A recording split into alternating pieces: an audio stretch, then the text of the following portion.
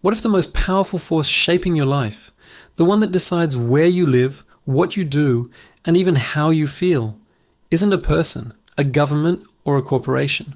What if it's a product that's completely invisible, has no physical form, and yet generates more profit than anything else in human history? Most people buy this product every single day without even realizing it. They've been convinced it's not only normal, but necessary for a good life. That product is debt.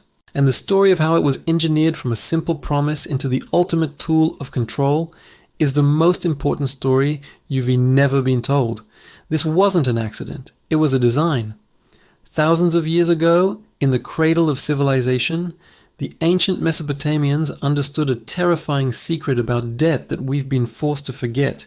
They etched their loans onto clay tablets, recording who owed what, but they also knew that debt left unchecked acts like a cancer. It grows, consumes, and eventually destroys the society that hosts it. So they invented a brilliant social technology to stop it, the debt jubilee. Every so often, the ruler would declare a clean slate, wiping the tablets clean and freeing the citizens from their obligations. They didn't do this out of kindness. They did it out of self-preservation. They knew that a population buried in debt becomes a population of slaves, and a society of slaves will eventually collapse or revolt.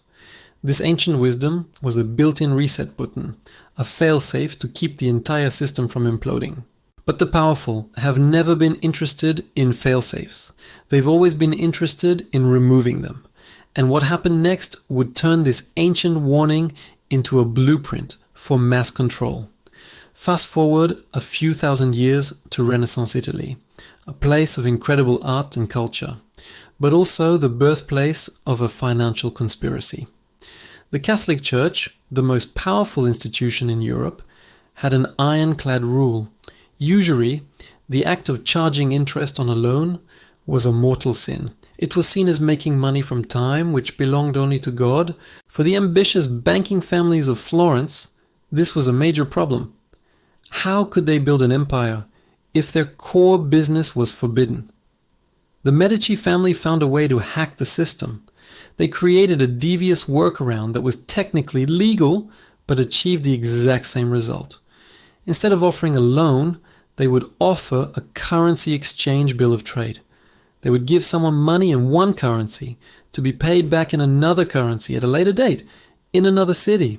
Buried within that exchange rate was, you guessed it, a hidden interest payment. They had laundered sin into a business expense. With this financial sleight of hand, the Medici built an empire that controlled popes, funded kings, and turned Florence into their personal kingdom. They proved that even God's law was no match for a well-designed financial product. They didn't just bend the rules, they rewrote the entire game of money and power, but this was just a private operation. The real revolution came when this model was scaled up to control not just cities, but entire nations. By the 17th century, monarchs were constantly broke. Wars were expensive, and you could only tax the people so much before they picked up pitchforks. A new, terrifyingly effective idea emerged from the Netherlands and was perfected in England: national debt. In 1694, the Bank of England was chartered. This wasn't a government institution. It was a private corporation given the unique power to lend money to the government. Money it literally created out of thin air and then charge interest on it. Think about that for a second. A private company was given the right to print a nation's money, lend it to the public, and then have the public pay it back with interest through taxes. It was the greatest business model ever conceived. Suddenly, war was no longer limited by the amount of gold in a king's treasury. It could be funded indefinitely by selling the nation's future. This invention unleashed 2 centuries of unstoppable British imperialism. The crown could afford a globe-spanning navy and a massive army, all financed on borrowed time. Debt became the engine of conquest. Nations were built, colonies were seized, and people were subjugated, all powered by a balance sheet at a private bank in London. The model was so successful, it became the standard for the entire world. But this grand machine of national power was about to be turned inward, aimed directly at the citizens themselves. The 20th century saw the perfection of a new kind of debt, one designed not for kings, but for the common person. After the World Wars, a beautiful promise was manufactured and sold to the masses: the American dream. A house with a white picket fence, a new car, a life of comfort and stability. But this dream came with an instruction manual, written in fine print, a contract called the 30-year mortgage. It was a psychological masterpiece. It took the idea of home, the very symbol of security, and turned it into a source of lifelong financial anxiety. For 3 decades, a family would be chained to a payment, ultimately paying 2 or 3 times the home's actual price. The banks weren't selling houses. They were selling 30 years of guaranteed profit. And just as people got used to that, an even more insidious tool was introduced: the credit card. This simple piece of plastic was pure behavioral genius.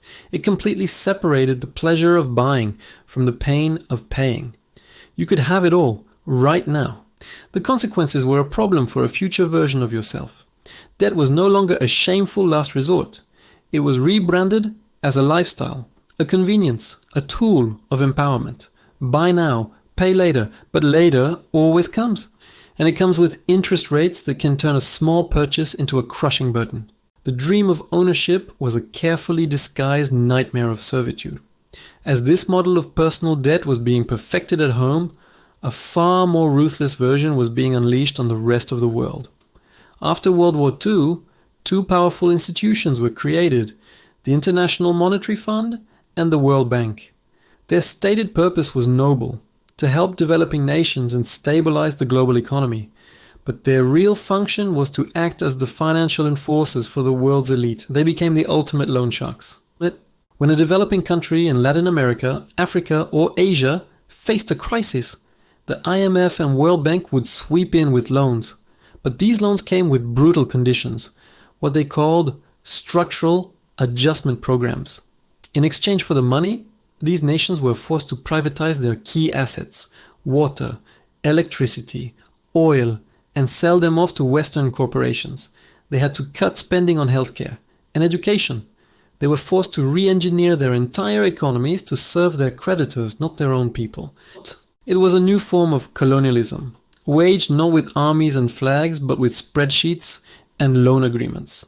Nations were trapped in a cycle of borrowing to survive, then borrowing again just to pay the interest on the first loan. Their sovereignty was erased, their resources were stripped, and their populations were impoverished, all while interest payments flowed endlessly back to the financial centers of the West. It was a silent, bloodless conquest. By the early 2000s, this global system of debt had become a monster, feeding on itself. Wall Street had discovered a new alchemy. They could take thousands of individual debts, mortgages, car loans, credit card bills, and bundle them together into complex products called mortgage-backed securities. They then sold these bundles to investors all over the world, claiming they were perfectly safe, but they were built on a foundation of lies. The banks were knowingly writing millions of subprime mortgages to people who had no chance of ever paying them back. It was a ticking time bomb, and the bankers who built it knew it. When the bomb finally went off in 2008, the entire global financial system froze. But here's the most revealing part of the whole story. The system didn't collapse. Instead, the very people who caused the crisis were declared too big to fail. Governments, using taxpayer money, handed over trillions of dollars to bail out the banks. Ordinary people lost their homes, their jobs, and their life savings. Not a single high-level banking executive went to prison for what was arguably the largest financial crime in history. The 2008 crisis wasn't a failure of the system. It was a horrifying success. It was a massive, blatant transfer of wealth from the public to a tiny financial elite. The profits were privatized and the losses were socialized. And it proved once and for all who the system is truly designed to protect. After the heist of 2008, you'd think we would have learned our lesson. But the addiction only got worse. To stimulate the economy, central banks dropped interest rates to 0, and pumped trillions of dollars into the financial system. This ocean of cheap money didn't fix the underlying problems. It just inflated the next set of bubbles. And the weapons of debt were refined and aimed at a new generation. The student loan crisis exploded, creating a new form of debt that is uniquely cruel. It can't be discharged in bankruptcy. Millions of young people are now starting their adult lives as indentured servants, chained to a debt that will follow them forever, all for the promise of an education. Then came the friendly, colorful apps for buy now, pay later. Services like Klarna and Afterpay disguised loans as simple payment plans, targeting younger consumers on social media and making instant gratification seem consequence-free. Meanwhile, governments around the world have racked up debts so colossal they can never be repaid. The only way they can manage this is through inflation, by systematically devaluing the currency you hold in your pocket, that rising price you see at the grocery store. That's not just economics. It's a hidden tax, a stealth default on the government's promises, making your money worth less so their unpayable debts become more manageable. They are stealing your future to pay for their past.